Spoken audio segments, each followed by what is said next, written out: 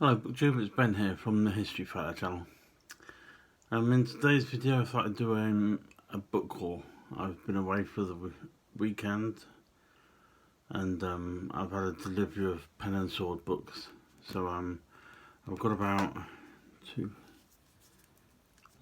8 to 10 books here, so let's get going. First book is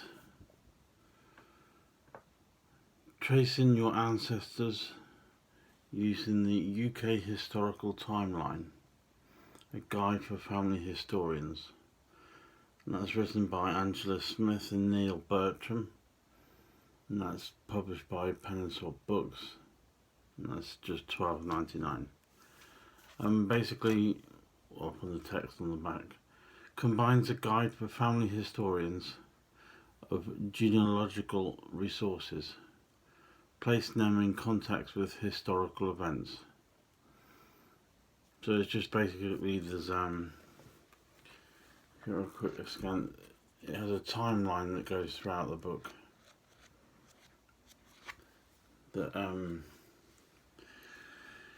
it combines the information that's going on in the country and dates it all, so that when you're researching your family tree and you've got various bits of information or details, you can then try and match them up with a timeline, which gives you a better understanding of finding your family and where they come in the spectrum of things. So that should be a handy little guide to read. Next is How to Survive Medieval England, and that's by Tony Mount. It's a bit like a time traveller's book. If you imagine being picked up, and then dumped in a specific period of time, it then tells you what to expect. How daily life would be, where you earn money, where you might need help if you were ill, that sort of thing. And then it's quite interesting, really. It also does, I'm not sure if it's done by the same author, but this is like a series of books, because it covers like the Victorian era, the Elizabethan era, I think there's one about the Georgian, and maybe a couple of Tudors as well. But it's actually quite interesting because it takes you back to being like you're just some ordinary Joe Blogg in the street, and it tells you what to expect, and it gives you a guide of how you might get on. So I'm looking forward to that one. Next we have last book. Yeah, that last book was by Pen and Sword Books. Then we've got From Robber Barons to Courtiers, the Changing World of the Lovels of Titchmarsh, and this is by Monica E. Simon.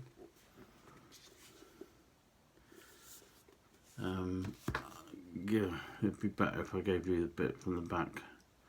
From obscure beginnings over the centuries, the Lovels rose in wealth and power through service to the crown and held an influential position at the royal court. A Lovell can be found at virtually all important events in English history, from the crusade of Richard I to the downfall of Anne Boleyn. Through the enduring and fascinating history of the Lovels of Titchmarsh, we can chart the changing world of medieval age and beyond. So that looks really interesting, that one. And that's £25, but that's also published by Pen and Sword Books.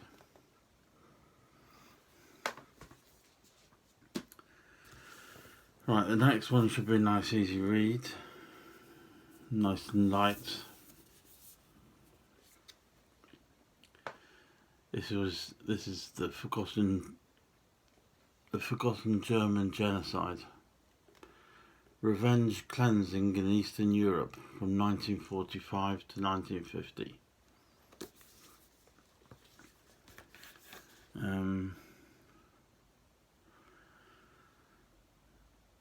The Potsdam Conference was held from the 17th of July to the 2nd of August 1945. The Soviet Union, the US, the UK gathered together to decide how to demilitarize, denazify, decentralize and administer Germany, which had agreed to unconditional surrender on the 8th of May. They determined that the remaining German populations in Poland, Czechoslovakia and Hungary, both the ethnic and the more recent arrivals, should be transferred to Germany, but despite an undertaking that these would be effected in an orderly and humane manner, the expulsions were carried out in a ruthless and often brutal manner. Land was seized from farms and houses, land was seized with farms and houses expropriated. The occupants placed into camps prior to mass expulsion from the country. Many of these were labour camps already occupied by Jews who had survived the concentration camps, where they were equally unwelcome. Further cleansing was carried out in Romania and Yugoslavia, and by 1950 an estimated 11.5 million German people had been removed from Eastern Europe, with up to 3 million dead. The number of ethnic Germans killed during the cleansing period is suggested at 500,000.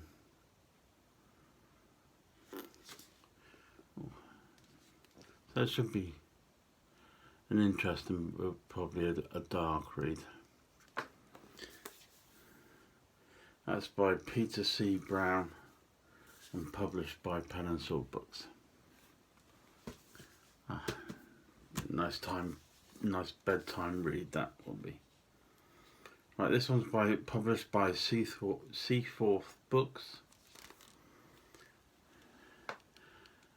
Just get the glare out of the title. And this is Naval Ship Models of World War II.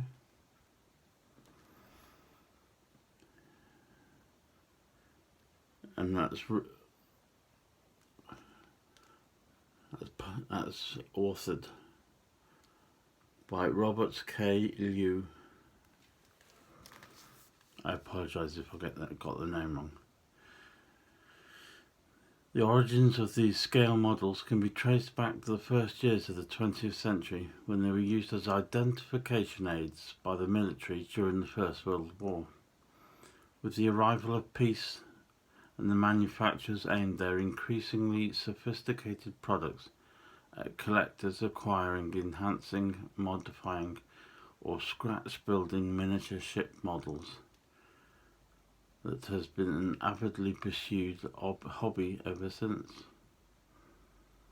This book focuses on the models of Second World War, probably the most popular subject for miniature model collectors, and the author is the well-known modeller himself. He addresses all the practical issues that might confront those who, unlike many collectors, like to improve their models or even scratch build models of ships not commercially available. So that's Naval Ships of World War II by Robert K. Liu.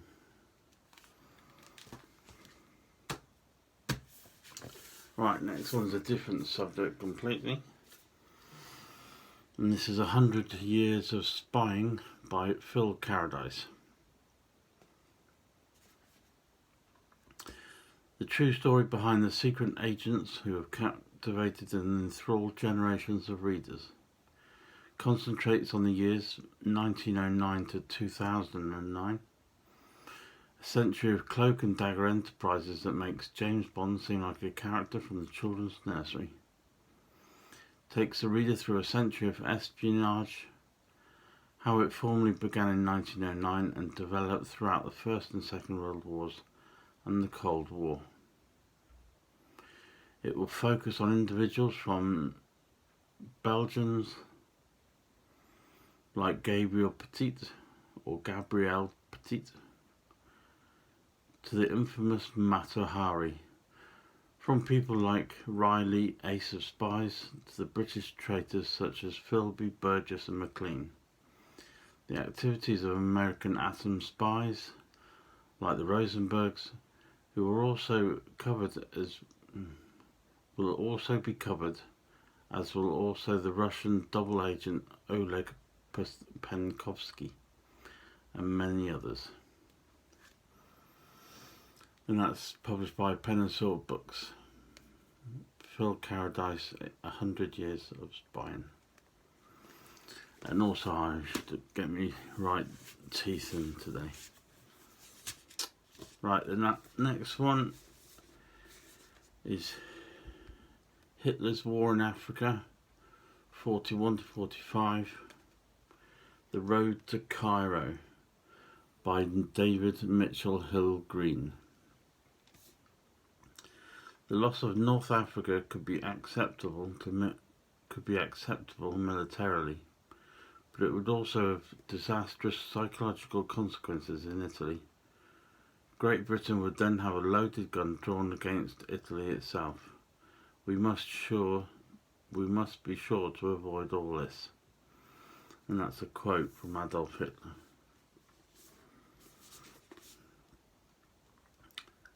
I think I'm going to quite enjoy this one. I quite like reading about the desert rats and the to-ing and fro-ing across North Africa.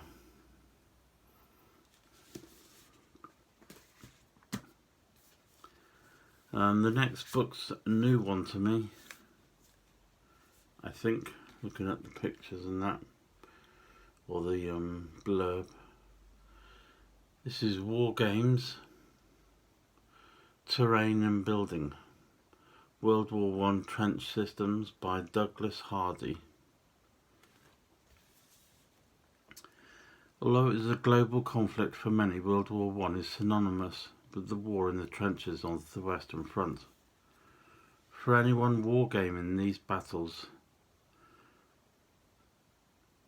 a good trench system is a must. Douglas Hardy is a very experienced wargamer and terrain modeller, and member of the Western Front Association, who has walked the battlefields for many years. From the initial choice between standalone pieces on a mat or a fixed bespoke layout, through to the final detailing, he shares his experience giving practical advice on building your own trench system. He considers the differences between the British, German and French trenches, which differed in design and construction, as well as the developments in defences through the phases of the war. A trench system is not just the trench itself, of course, but also the dugouts, barbed wire, entanglements, sandbanks, gun emplacements and pillboxes. Shell holes and shattered forests are all covered. Each element is explained in a step-by-step detail, illustrated with numerous colour photos. And there are also reference photos of real trenches. That actually sounds quite interesting to me, because it's obviously going to be quite technical, and it will also have lots of details that, unless you know about it, will probably quite stand out quite well if you know what you're looking for. Anyway, that's published by Pen and Sword Books, and it's written by Douglas Hardy. And then the final book is a Tankcraft book, Tankcraft 29.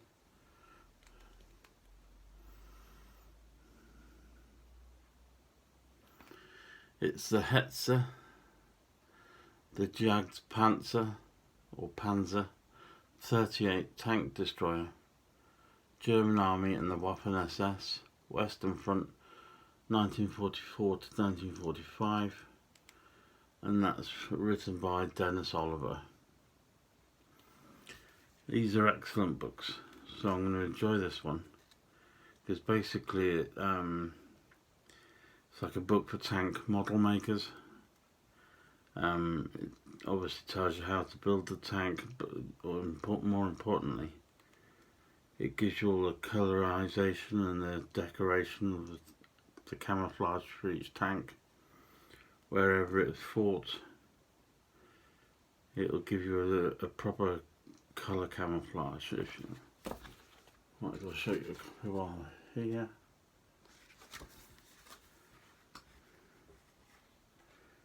But other than right.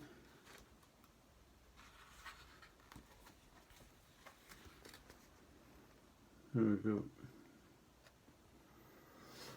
But as well as building the little model kits and designing your tanks, it gives you the history to the tank as well.